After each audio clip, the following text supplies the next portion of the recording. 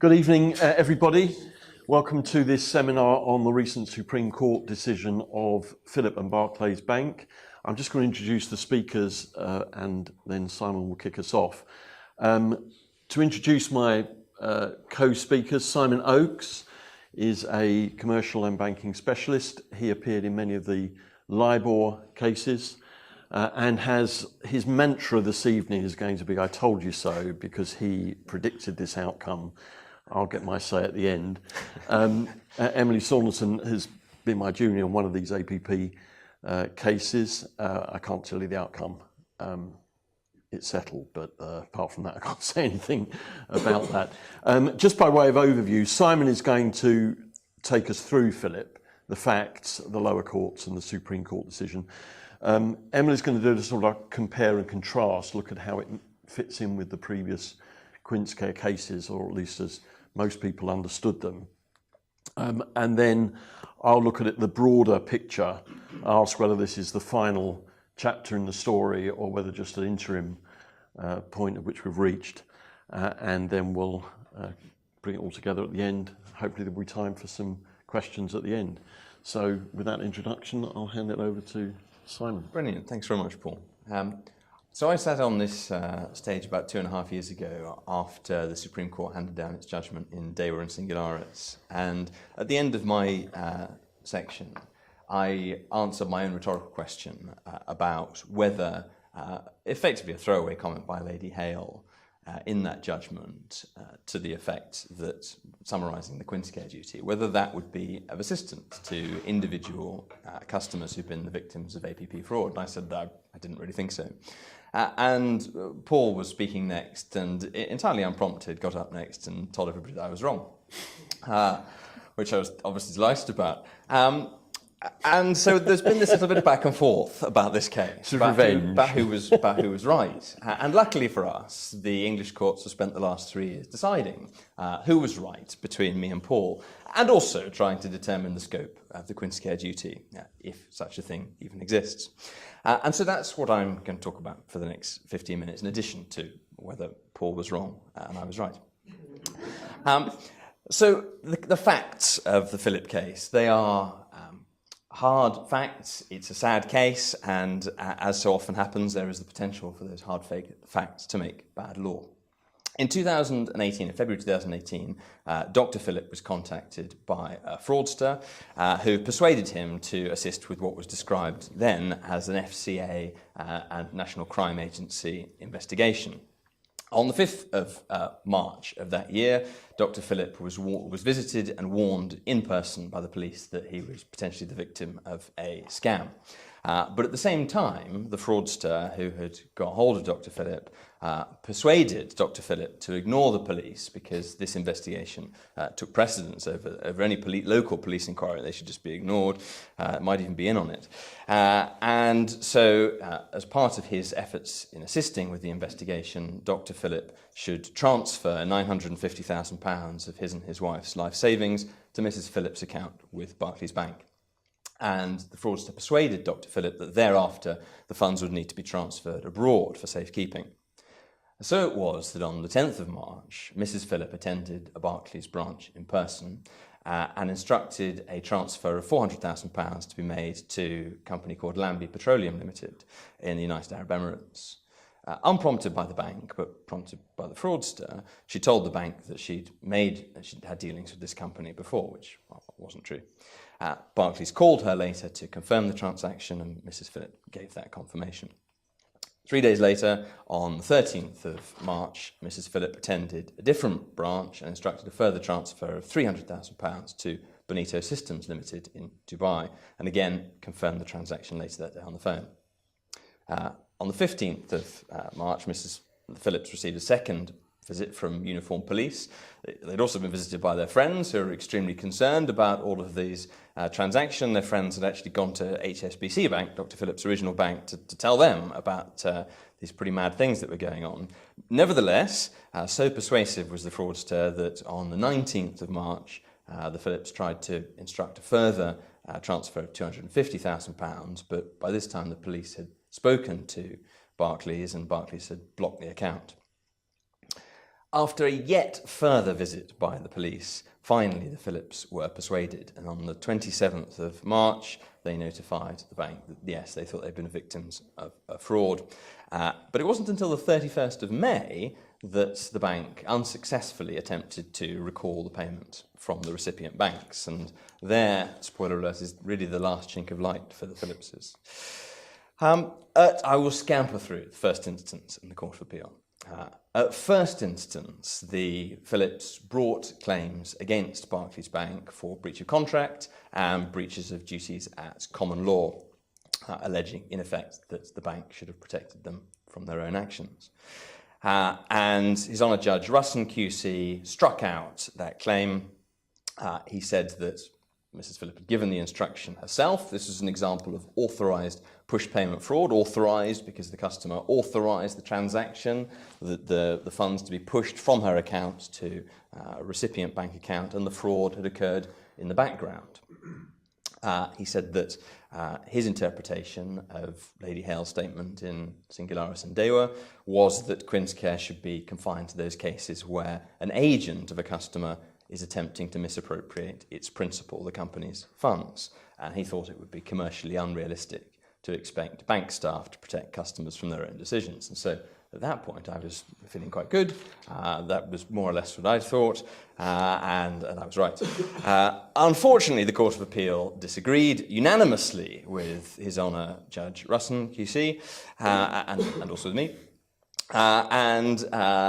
The Court of Appeal said that the Quincecare is a duty to observe reasonable care and skill in and about executing the customer's instructions, that yes, the facts of the Quincecare cases had involved instructions from fraudulent agents, but the reasoning for that duty didn't depend on that factual scenario. It didn't depend on there being an agency relationship. And that the bank is a customer's agent for the purposes of executing a payments instruction, and the Court of Appeal considered that if a reasonable banker would be on inquiry that a payment instruction was an attempt to misappropriate the funds, then it's arguable, at least arguable, that the bank would be liable if it processed the payment. So on that analysis, Paul was right. We'll move on quite quickly from that. But just taking those points in turn, the duty to exercise care and skill in and about executing the customer's instruction is a matter that came in for criticism from the Supreme Court, from Lord Legate, who in effect said that the fact that yes, it's true, you have a duty to exercise reasonable care and skill in and about executing a customer's instructions, but one cannot derive from that duty a duty not to make a payment at all, that you can't, out of a duty to carefully execute a payment, find a duty not to make a payment at all, which is what the Philipps wanted the court to find the bank should have had a duty to do. Dealing with the last bullet point about the payment instruction being an attempt to misappropriate funds, again, Lord Legate picked up on this and said, well, not really. That the payment instruction in an authorised push payment fraud case is not itself an attempt to misappropriate the funds of the customer. Yes, there's been a fraud in the background, but unlike your archetypal Quincecare case, where a dodgy director goes into a bank and asks the bank to pay away the company's money to usually an affiliate of the dodgy director, and that transaction, yes, that in itself is an attempt to misappropriate funds, the instruction to the bank in an APP case is not itself an attempt to misappropriate the funds of the customer. This is what the Supreme Court held in summary.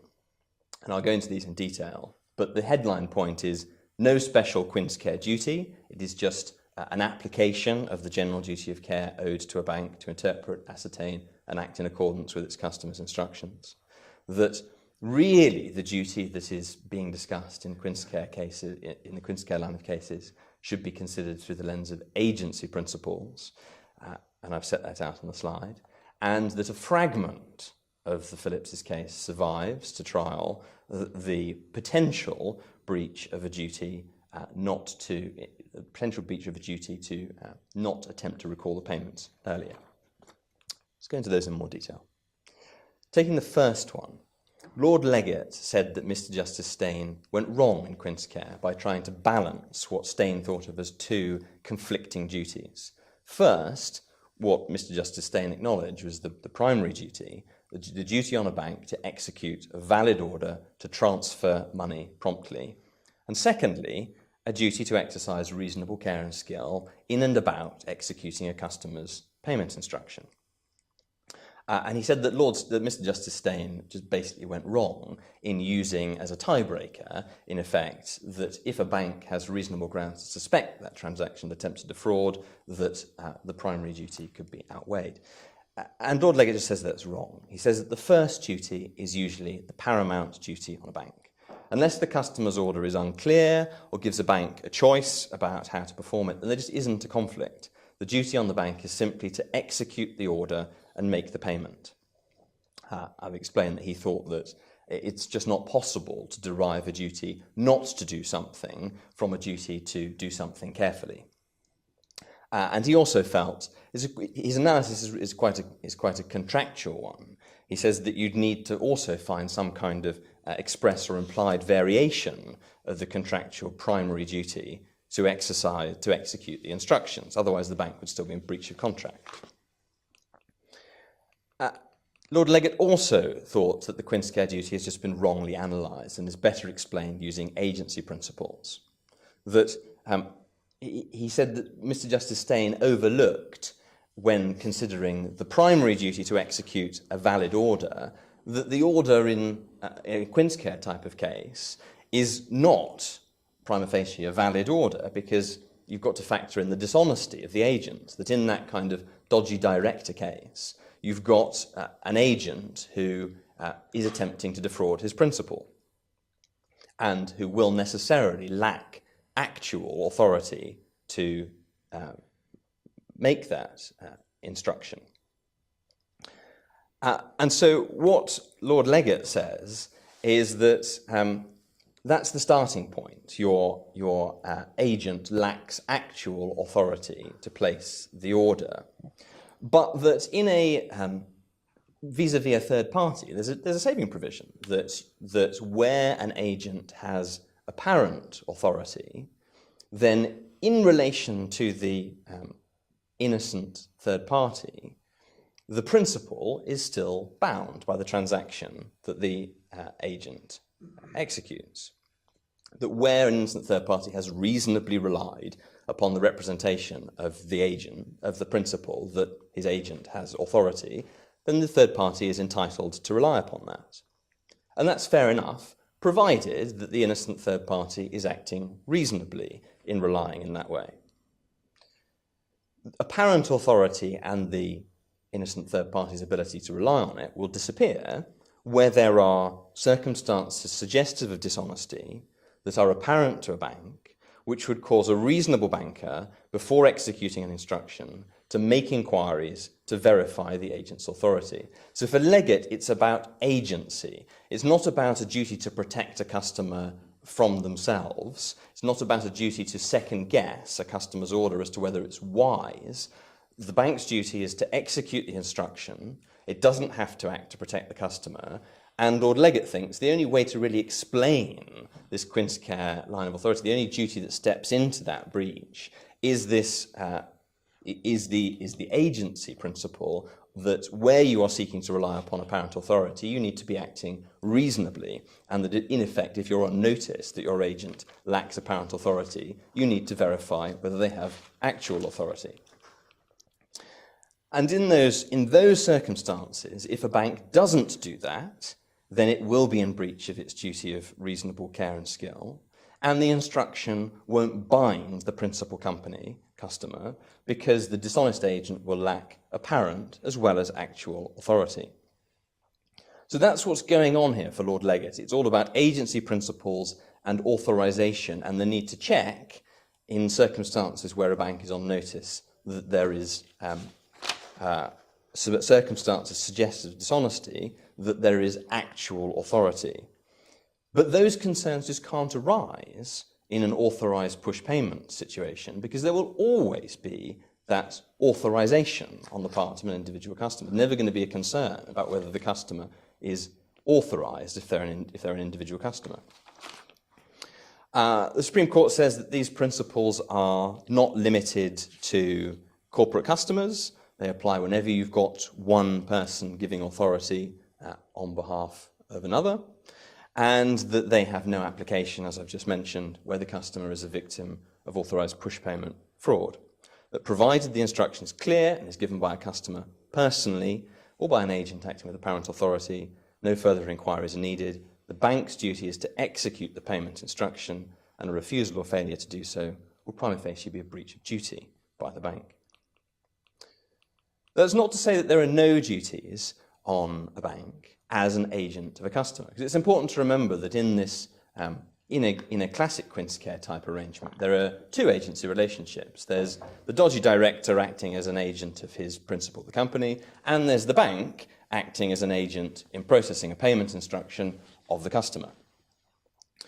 And so the duties on the bank as agent of the customer, well, a bank owes a duty as an agent to act honestly. It can't be compelled to engage in unlawful acts. There's this interesting wrinkle in the judgment about implied terms and the possibility of an implied limitation on an agent's authority. And I know that Paul and Emily are going to come on and discuss this in the context of an Australian case called Ryan.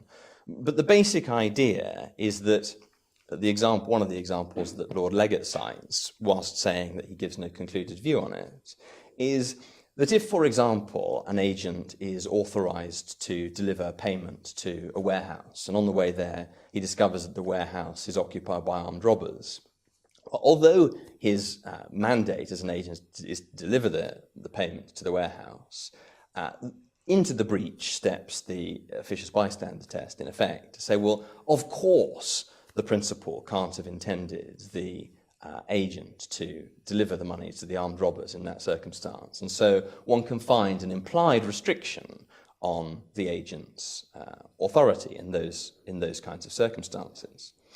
But, says Lord Leggatt, one of the key facets of that is that you've got an agent who comes to know something that the principal didn't know at the time of contracting, which Lord Leggatt thinks doesn't really apply in the case of an authorised push payment case like this one, these facts. But I'm sure Paul and Emily will delve into the detail of that. The last kind of duty that the Supreme Court considered was the duty of care and skill in carrying out services. And there Lord Leggatt says that it is arguable that the bank was in breach of a duty which did extend beyond the mere processing of a payment instruction, and in breach of that duty by not obtaining and acting upon express instructions to recall a payment after the 27th of March, when the Phillips went to the bank and said we've been victims of fraud, because it must have been clear that at that point Mrs. Philipp would have wanted the bank to attempt to recall the payment. Now, it's arguable, says the Supreme Court, that that duty exists. The Supreme Court's pretty sceptical that even if that duty is breached, that it would have resulted in the payment being returned in time before it had been dissipated. But that is the only real possibility left for the Phillipses. I'm conscious I've gone slightly over my time, but that is what the Supreme Court found in a nutshell. Emily. Thank you, Simon. So, having read the judgment in Philipp and Barclays, I think you could be forgiven for asking yourself what just happened. We all thought that Quincecare was part of the banker's duty of care in and about executing its customers' payment instructions. Now we find it's all part of an agency analysis. That's the right way that you should look at this duty. Have we been wrong about the cases that have gone before? Have we been misreading the cases? Have we missed the clues? In fairness, the Supreme Court's analysis was foreshadowed by Lord Sumption in a Hong Kong Court of Appeal case this year called PTS Aransi Tugo and Citibank. But this isn't an area that's devoid of authority in this jurisdiction. In the last 5 years, there have been 4 major cases, 2 of which have gone to the Supreme Court, 1 went to the Privy Council and 1 stopped in the Court of Appeal. So surely there must have been some signs that this is the way that the law was going to develop. I'm just going to run through the authorities very briefly to remind you of the facts and to look for the sorts of clues that we might have picked up on in terms of seeing where Lord Leggatt was going to go. So just to run through the cases I'm going to talk about, first I'll talk about Barclays and Quincecare, the original and in my view still the best. It was a 1988 decision reported in 1992, first instance decision of Mr Justice Steyn. The more recent cases, JP Morgan, Chase and the Federal Republic of Nigeria, that was a 2019 Court of Appeal case. Singularis and Daiwa, Simon's mentioned it, Supreme Court decision came out in 2020. This is the Privy Council case, JPSPC4 and RBS. Then we have Stanford International Bank and HSBC, Supreme Court decision this year. And finally, I'm going to mention this case, 1978 Australian Appeal Court case called Ryan and Bank of New South Wales. And I'm going to mention it because having moved the foundation for the Quincecare duty, Lord Leggett, in passing, made a reference to this case right at the end of his judgment. And I'm going to suggest that if he's right to mention this case, and he doesn't express a concluded view on it, it suggests that the original basis for the Quincecare duty is in fact right. So I'll crack through these cases as quickly as I can. Barclays and Quincecare. As I said, 1988 decision. What happened was Barclays loaned £400,000 to Quincecare, which was a new company. The loan was to allow it to buy 4 chemist shops. The loan was guaranteed because Quincecare was a new company.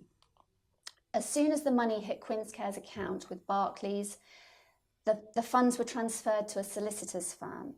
And that happened on the instructions of someone called Mr Stiller, who was one of 4 directors. He was the chairman of Quincecare, and he was authorised under the mandate to give payment instructions for Quincecare. As soon as the funds had hit the solicitor's account, they were transferred to various places in the States. He basically stole the money and he ended up in prison. So Barclays is out of £400,000. It sues Quincecare on the debt and sues the guarantors. And the guarantors in Quincecare pop up with this very novel argument and say, well, actually, you, Barclays, owed us a duty of care. You shouldn't have allowed that money to go out. You should have known that that money was being used fraudulently. So they ran a negligence case. Now, I had forgotten until I reread the case for the purpose of this seminar. The defendants also argued breach of mandate, but they argued technical breach of mandate. So the way in which Lord Leggett analyses the Quincecare duty essentially makes it a breach of mandate type case, because you're never going to give a fraudulent director is not going to be giving a valid payment instruction. So what you say to the bank is, you acted on a payment instruction which was not in accordance with the mandate. So you bring a debt claim, if you can, against the bank.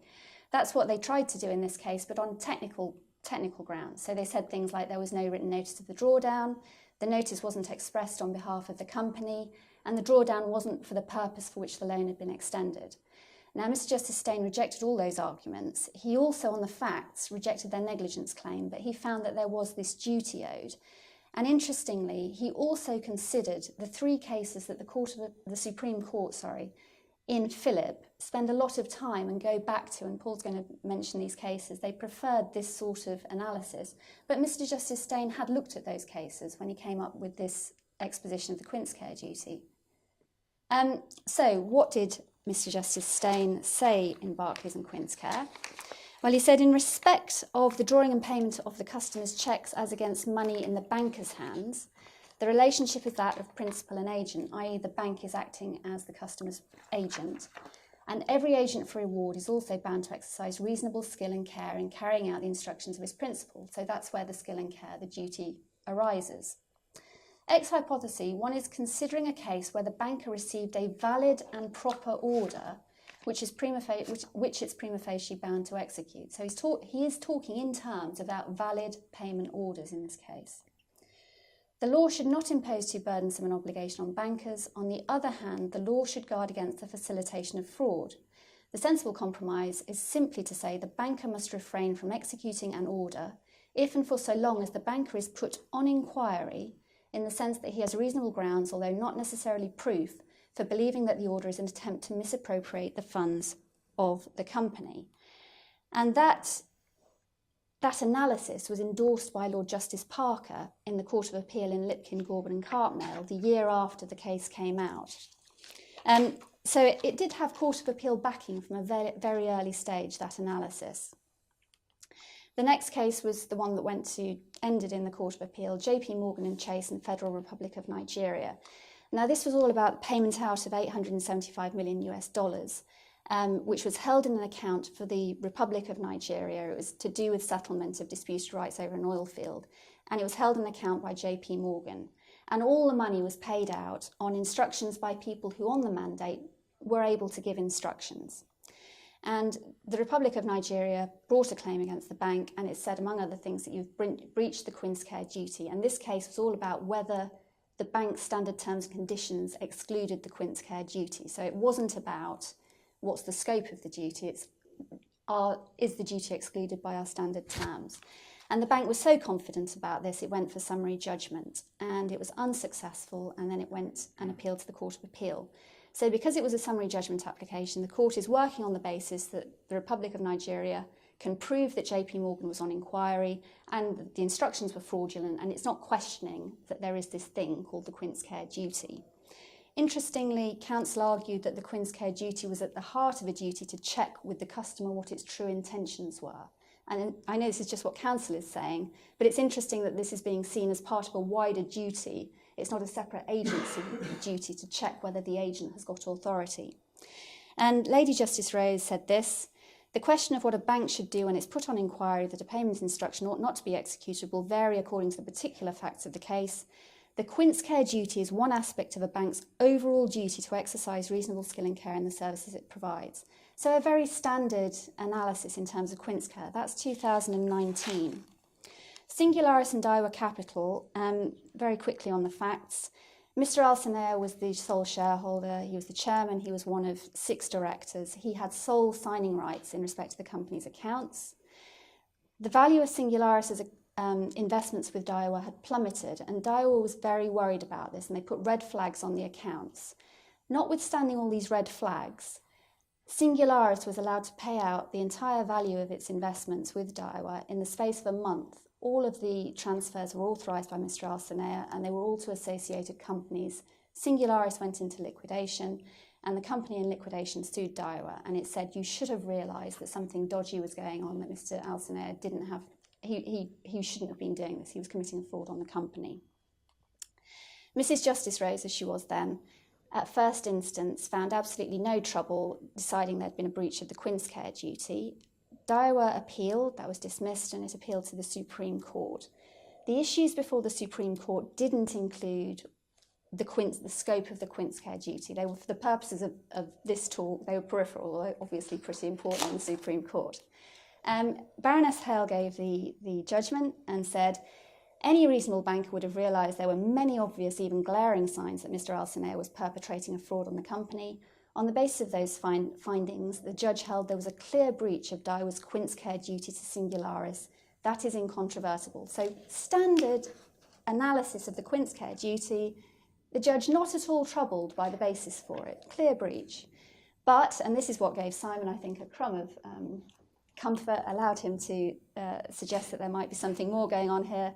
She did say this: the context of this case is the breach by the company's investment bank and broker of its Quincecare duty of care towards the company. The purpose of that duty is to protect the company against just the sort of misappropriation of funds as took place here. By definition, this is done by a trusted agent of the company who's authorised to withdraw its money from the account. So that's where you see this bifurcation coming in.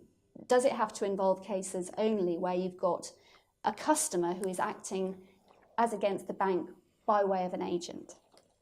So that's Singularis. JPSPC4 and RBS, this was the Privy Council case, and this was about whether the duty is owed to third parties. So we've got 2 investment funds who were the beneficial owners of company accounts held by RBS in the Isle of Man. Money was misappropriated, and the beneficial owners said that RBS owed them a Quincecare duty of care. RBS was so confident that it didn't, that it applied for summary judgment, failed at first instance, granted on appeal. The whole thing went to the Privy Council, and the issue before the Privy Council was, did the Quincecare duty extend to third parties? Could a beneficiary say that this duty is owed to it by the bank? Because it wasn't a core part of or wasn't even something the Privy Council had to decide, they didn't have to say anything about the scope of the Quincecare duty. Nonetheless, Lords Hamblin and Burrows said this: the board concludes that on the present state of the authorities, there's nothing in Quincecare itself or in the cases subsequently applying to it to support the argument that the Quincecare tortious duty of care extends beyond being a duty owed to the bank's customer, which arises as an aspect of the bank's implied contractual duty of care and coextensive tortious duty of care. The Quincecare duty of care, even though owed only to the customer, protects not only the customer against fraud, but also innocent third parties. They held that it didn't apply to beneficiaries, but that, maybe not unintended, but a consequence of the duty is that it does protect third parties.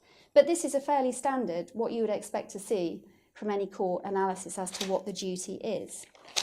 So the final, and that was last year, that was the Privy Council last year. Including Hamblin. Including Hamblin, who's on the panel, the Supreme Court panel this time round. So Stanford International Bank and HSBC, that's a decision that came out from the Supreme Court this year. Stanford International Bank is effectively being run as was effectively being run as a Ponzi scheme by Mr. Stanford, who was a director and chairman. It held several accounts with HSBC, and what was happening was money was coming in from new investors and it was being paid out to older investors. And Stanford went into liquidation, and its liquidators said, HSBC, you should have realised sometime before the liquidation what was going on, and you should have frozen the accounts. So we are going to bring a Quincecare claim against you and say that had you frozen the accounts sooner, there would have been more money that we could distribute on a pari passu basis to the creditors. HSBC said, fair dues, but what's your actual loss? Because the money would have been owed to these creditors in any event. All that happened was the money was going out to creditors. So where is the relevant loss here? Again, the bank, being quite confident about this, applied for a strikeout. It didn't get the strikeout. The Court of Appeal allowed the strikeout, and then it went to the Supreme Court. And Lady Rose, so again, it's not the key thing that the Supreme Court's looking at, but they say interesting things, the Supreme Court, about the duty.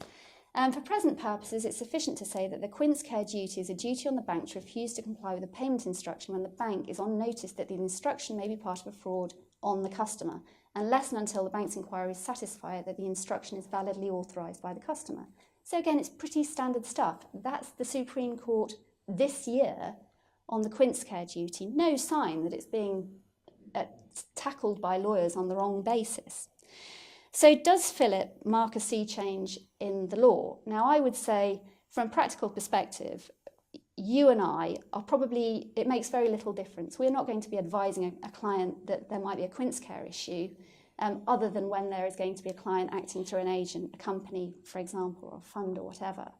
But in terms of the proper analysis of the duty, it's an enormous change from standard duty of care principles to an agency basis.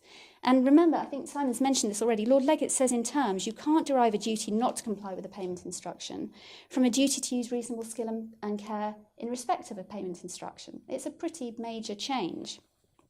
But right at the end of the judgment, Lord Leggett, in paragraph 107, mentions this case, Ryan and the Bank of New South Wales. And he says that this possibly suggests an implied limitation on the duty of a bank to carry out its customers' valid payment instructions. So I dashed off to the library because I couldn't find this on any of the online resources I've got. Ryan is an appeal case from the state of Victoria in Australia. And it's a fairly complicated case, but what essentially happened is you've got 4 account holders, one of which is a natural person, 3 companies, 1 natural person. They wrote cheques in favour of a solicitor, and the bank cashed the cheques and the solicitor ran off with the money. And they didn't have enough funds in their account to cover the cheques because they were expecting money in. And the money that they were expecting in was in the form of cheques, and those cheques were dishonoured. So the bank knew when it paid out on these cheques that there wasn't going to be enough money for these account holders to cover the cheques. And Mr. Justice McGarvey said this, a bank should not comply with a payment instruction if a reasonable banker properly applying his mind to the situation would know that the account holders would not desire their orders to be carried out if they were aware of the circumstances known to the bank. So we're talking about a situation where proper payment instructions have been given. These account holders intended the funds to leave their account. There's no hint of fraud, no sort of barrier between the customer and the bank. They're giving proper payment instructions, But if they knew all the facts, they wouldn't want those payment instructions to be complied with. Now, Lord Legate said in Philipp there was no need to express a concluded view as to whether that was the correct test to apply. One might have thought it was exactly the right time to express a concluded view as to whether this is the right test. And you have to ask yourself, how is that different from the standard analysis of Quincecare? Anyway, with that, I will hand over to Paul. Well, it's difficult for me to overstate how profoundly I disagree with Simon and also this decision of the Supreme Court, but I have to acknowledge that it is the highest court in the land, and so I can't really use the adjective incorrect. Misguided, aberrant, internally contradictory, even incoherent, are all adjectives that are available to me, but not, regrettably, incorrect. I think it's quite important to try and work out what was driving this. I've got a great deal of time for Lord Legate. When he was appointed to the Supreme Court, I thought this would be an interesting era in development of common law. But I don't think this decision of his covers him in glory. What was driving it? Why was he so keen to rewrite the law? And from the judgment, there are four factors that come through. Firstly, he is persuaded on a philosophical level that it is not the role of the courts to make policy. He says that's for Parliament. Secondly, he asserts that the liability in a bank-customer relationship is solely governed by the contract. He doesn't deal with, appears to disregard numerous assertions in previous cases that there's a dual coextensive duty in contract and tort. But the contract, I think, for Lord Legate is so important. Thirdly, he says that there's only scope for a duty on the part of the bank where it's faced with a situation where it has some latitude in the decision making that it has to, the decision it has to make. And he, on analysing what might be described as the pre-Quincecare cases, sees them as being hostile to more general duties to protect customers from fraud. It's important to realise at the outset that this is not a reworking of Quincecare. It is not limiting Quincecare to cases where there is a corporation or a joint account or a partnership or the like. It is abolishing the concept of a Quincecare duty of care. There is no duty of the Quincecare nature in the case of an agent unless the agent is dishonest, because the entire rationale now for Quincecare is one of authority. In other words, the agent does not have actual authority. Why doesn't the agent have actual authority? Because they don't have authority to dishonestly misappropriate their principal's funds. Without the dishonesty of the agent, there is no Quincecare duty. It is a far-reaching and radical shift in the legal landscape. I am critical of Lord Legate's approach. Let me just explain why. All of the core bank customer duties are derived from case law. Just think of some examples. Foley and Hill, the debtor-creditor nature of the relationship, that's a common law principle. Westminster Bank and Hilton, the relationship of the bank as the agent of the customer when executing payment instructions or remitting money. Tournier, National Provincial Bank, the bank's duty of confidentiality. All of it is common law derived. To suggest that it is not the role of the judges or the courts to circumscribe the bank's duty is preposterous, in my view. Every single banking textbook that you might get out, you will find that the bank's duties are derived, the core duties are derived from case law. Secondly, what about this point about, well, the contract is the contract is the contract? Well, that's just not the way the cases have developed. Take, for example, Greenwood and Martin's Bank. That was the case where the wife, I think, was forging her husband's signatures, and the court had no difficulty in saying that a customer has a duty to the bank as part of the contractual relationship to inform the bank whether there's a fraud going on and to operate its account in a way that doesn't facilitate fraud.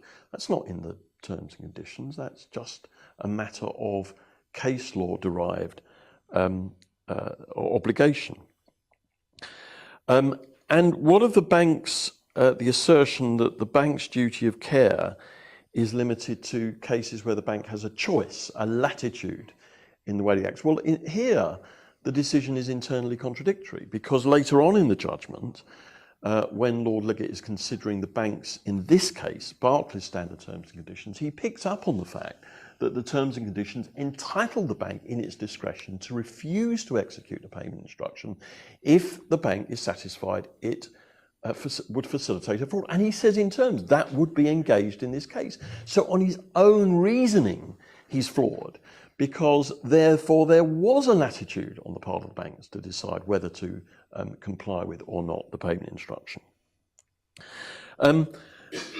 I start with the position of what should the policy be here. And of course, the problem with Philipp, and we've known this all along, it is not, I disagree with you, Sam, it's not a hard case at all. It's actually a very easy case. Every fibre within my being suggests to me that the bank should have been not liable in this case. I mean, they were the authors of their own misfortune.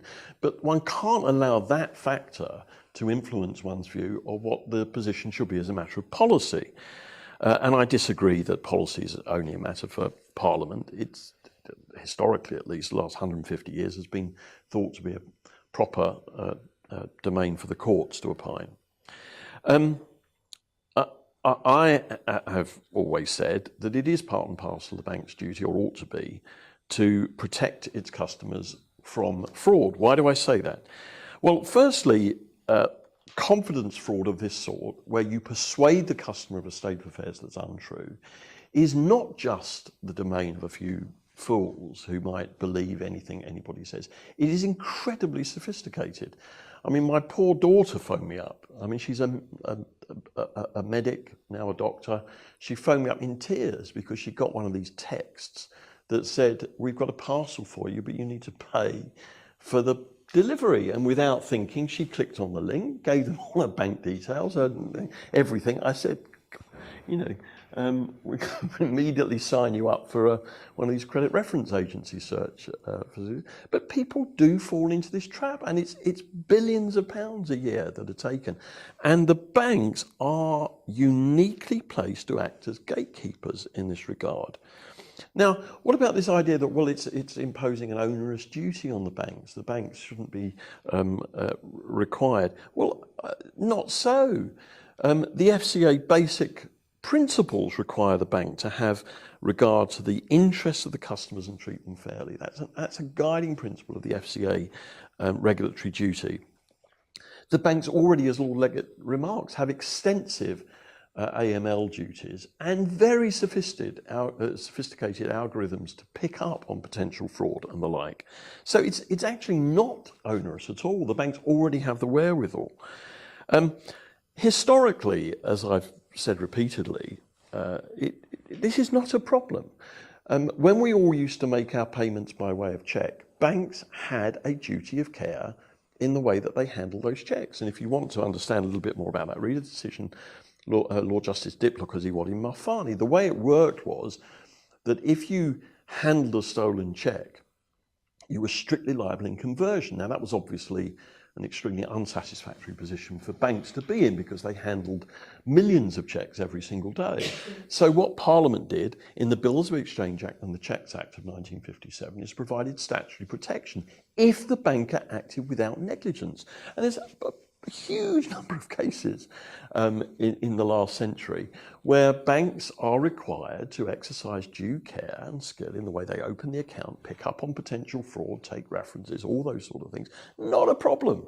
And banks were liable if they acted negligently in the case of a stolen cheque.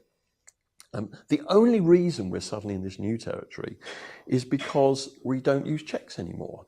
We use electronic funds transfer, but in my view, that shouldn't alter. There's no reason for that to alter the fundamental risk allocation between the bank and its customer. And to my mind, the killer point is the banks do now, as a matter of course, they do take steps to protect customers from this sort of fraud. I mean, we more so in the last 2 or 3 years, but we all know it's all virtually impossible to send electronic funds these days. The number of screens I have to tick on, yes, I know, and I'm doing it over the phone, you know this person and the like. So they voluntarily assumed a responsibility of the customer, so why not hold banks to it? Seems to me that that makes eminent sense. Is it all about agency? Is it really? So, as I've already pointed out, sorry, out of order, there will be no duty of care. On Philip, there will be no duty of care unless the agent is dishonest. If the agent is dishonest, the class of customers that will be protected are companies, trust, partnerships, joint accounts, Lord Leggett says at paragraph 98, so they will all be protected by a duty. The only customers that will not be protected, obviously, because it's all about agency, are customers, and not just consumers, but any customer operating a sole account. But what then about this example that Lord Leggett gives towards the end of his judgment at paragraph 99? He says that if a customer is mentally incapable of operating the account, doesn't have the mental capacity to operate the account, there is apparently a duty on the bank to make inquiries if the bank's on notice that that's the case. But why? If it's agency, that simply doesn't work, because the mentally unstable customer is still acting within the terms of the mandate. There's no agency analysis that helps there. I mean, it seems to my mind that that is a further internal contradiction. Anyway, there we are. That's the position at the moment. So what do we do in a situation where there is call it a Quincecare type situation, where the customer's lost money and there's a fraudster involved, and we want to try and somehow repackage the claim so it's Philip compliant, if I can use that expression? Well, it's not actually going to be that difficult. The first thing we have to identify is something that the bank has done or not done, which is within the scope of what one might describe as latitude that the bank had. Some decision or action that the bank took or did not take, that it had a decision to make, an option as to whether to do it or not. Not the payment, that's important.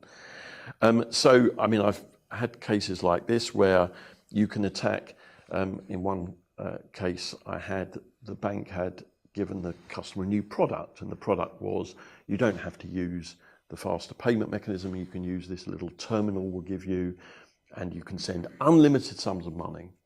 And so what we did is we criticised the bank for the training that had been provided. They trained the customer with it, I think they did it online, and we said there was inadequate training in the use of that product. That would have been fine, that particular case. What about criticising the product in relation to the way that new payees are signed up? Most banks these days, there's a cooling off period. You can't send huge sums of money straight away, but not always. So if that safeguard isn't there, can we say that the product is deficient in that it fails to have those sort of features? Are there other safeguards that should be present? Or as indeed in the Philip case, is there post-fraud mitigation steps that the bank could have taken to recall the money and the like? Now I wonder this as well. Emily's mentioned Ryan, Simon mentioned Ryan. It's interesting that Lord Leggett cites Ryan with apparent approval, that there is this exception where the instruction, because of the full circumstances known to the bank, the instruction just can't be taken at face value. The example given of the payment to the warehouse, or goods delivered to the warehouse, another example given. Goods delivered to the warehouse, principal says deliver these goods to this warehouse, the agent turns up to deliver, the warehouse is on fire. The agent obviously doesn't just dump the goods at the gate and run off. The agent's instruction has to be seen in light of those circumstances. Can we argue that is a way in which the bank's authority is limited?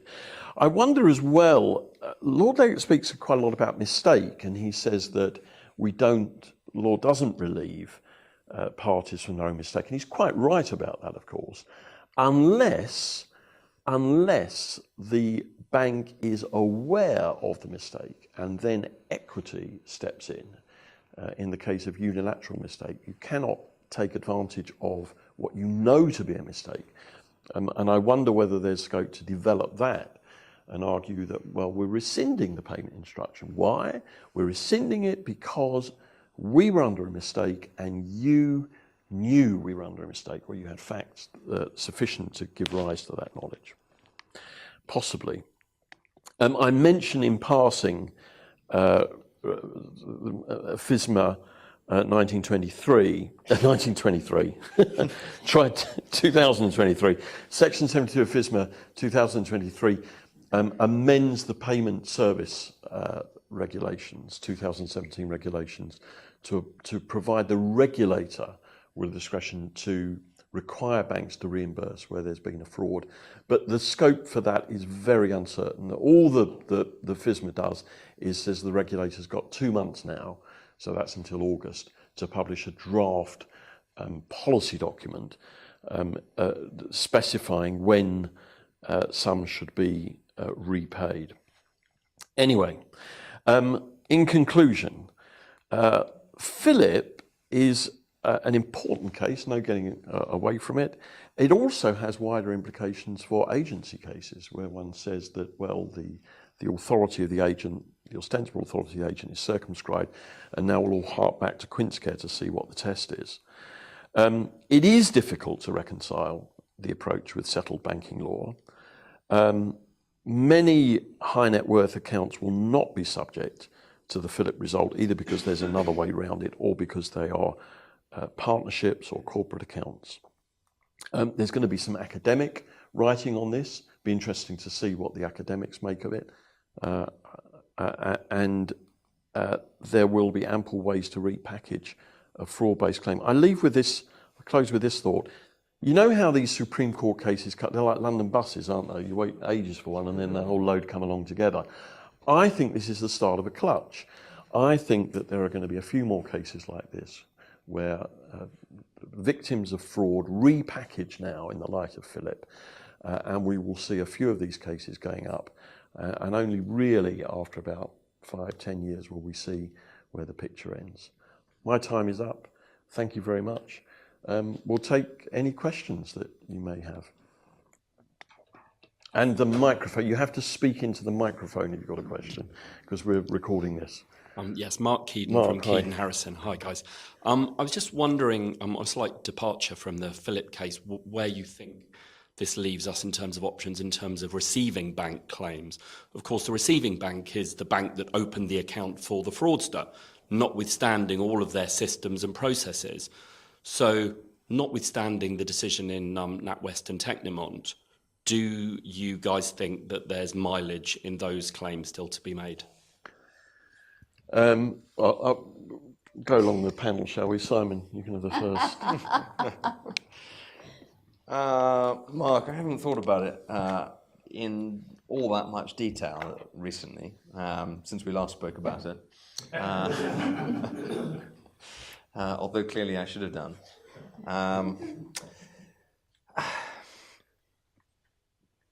So what would be, so you would seek to bring a claim against if you've lost your money and you're seeking to bring a claim against the recipient bank that opened the account for the fraudster, saying that they owed a duty to you and you were in breach of it.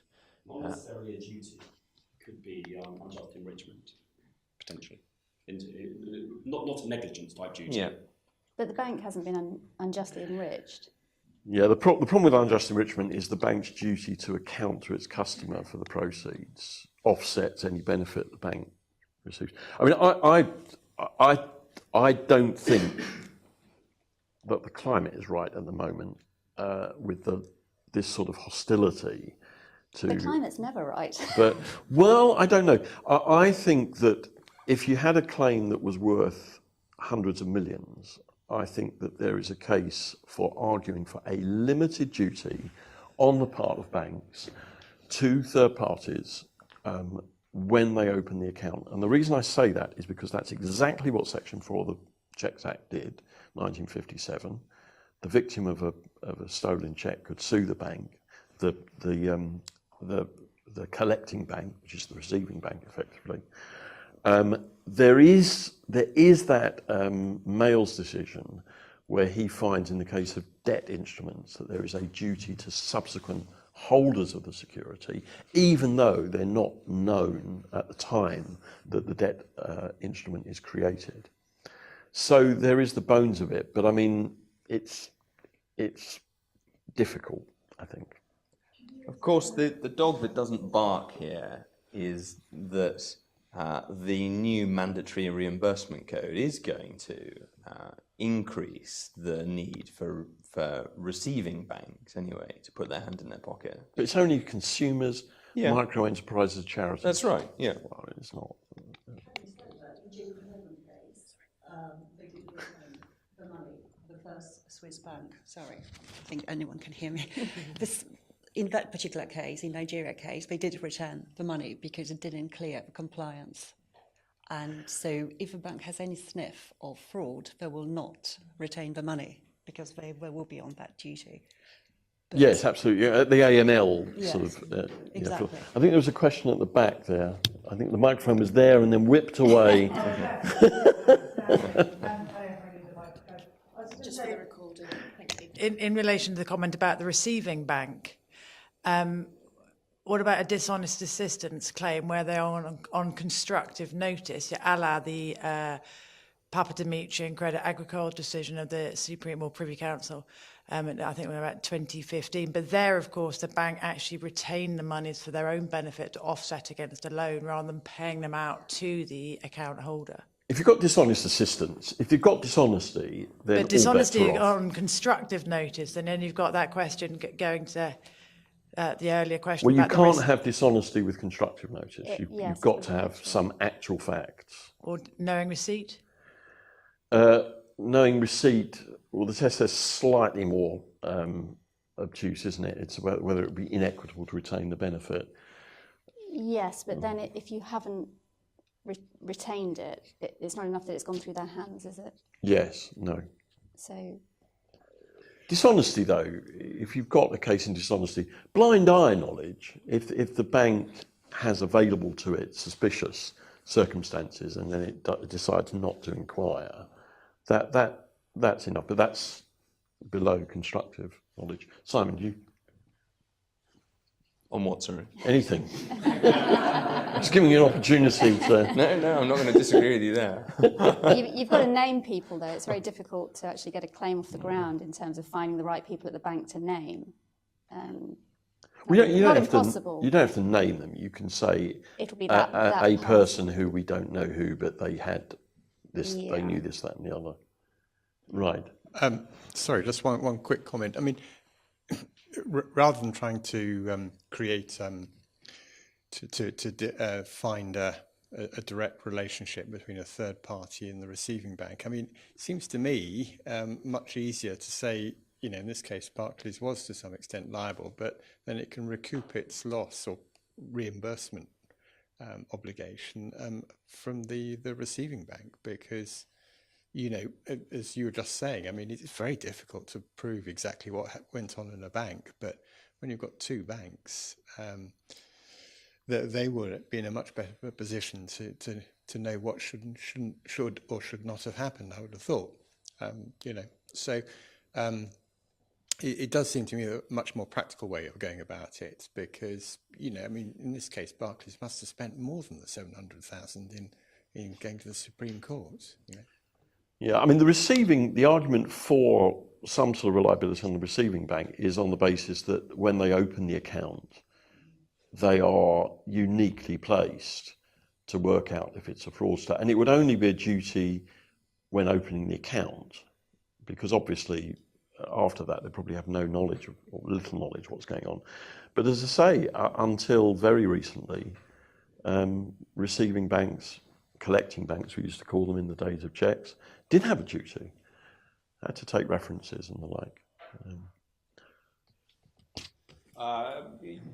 Probably just a quick comment. I mean, for my own part, sort of think probably reducing the scope of Quincecare eliminating some of the risks that were previously on the banks is maybe not a bad thing if it gives them fewer excuses to not comply with a customer's instructions.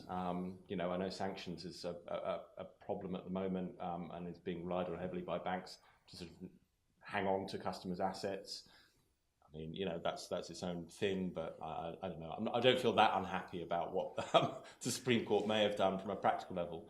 But a question, I know, Paul, you sort of felt that maybe the Philipp decision is the snowball's not reached the bottom of the hill in litigation terms.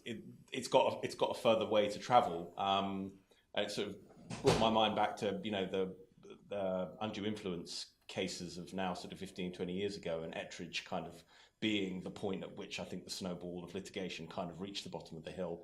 But it seems like maybe you don't think that that's where we are now on this issue. The problem is, I wonder if the other members of the panel sort of felt the same way. Right, well, I know we've been to this. I mean, we've been to the higher courts, as was pointed out, quite a few times on this in just recent years. Well, for example, we've all kicked around the ball of Ryan a little bit, and you've got to think that if you're a claimant on slightly different facts, that if you possibly can, you're going to try and shoehorn your claim into Ryan territory and say, well, there were these facts which were unknown to me but known to the bank, and which therefore create an implied term that the bank, that in those circumstances, of course, the bank shouldn't have processed the payment. For example, let's say that the bank is aware that the payment is going to be made to somebody on a naughty boys list of fraudsters. Now, does that bring you within the Ryan exception? Or do you still rely on a pretty strict contractual analysis that says the bank's primary obligation is to make the payment? So I'd want to litigate a case like that, for example. Yeah.